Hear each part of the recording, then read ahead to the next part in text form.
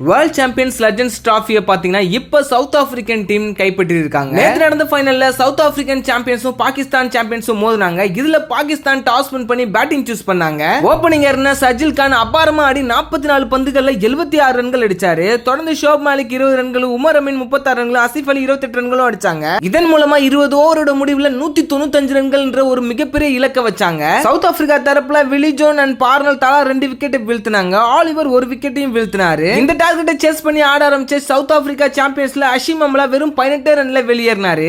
அதுக்கப்புறம் left and right and காம்போவா ஜோடி சேர்ந்து டிவிலியர்ஸும் ஜேபி டுமினியும் ருத்ரதாண்டவம் ஆடினாங்க. ஜேபி டுமினி 28 பந்துகள்ல 50 ரன்களும், அபாரமா ஆடின ஏபி டிவிலியர்ஸ் 60 பந்துகள்ல 120 ரன்களும் அடிச்சாங்க. இது இவருக்கு இந்த சீசனை பொறுத்த அளவு 3வது சதம். ரெண்டு பேருமே 17வது ஓவரோட இறுதி பந்துல இந்த மேட்சை முடிச்சு கொடுத்தாங்க. அண்ட் நம்மளோட ஆப்ரஹாம் பெஞ்சமின் டிவிலியர்ஸ் ரிட்டையர்மெண்ட்டுக்கு அப்புறம் ஆடின இந்த சீசன்ல கப் அடிச்சது பாத்தீங்கன்னா சவுத் ஆப்பிரிக்கன் ரசிகர்கள் மட்டுமல்லாம இந்திய ரசிகர்களுக்கும் நிகழ்ச்சியை ஏற்படுத்தியிருக்கு.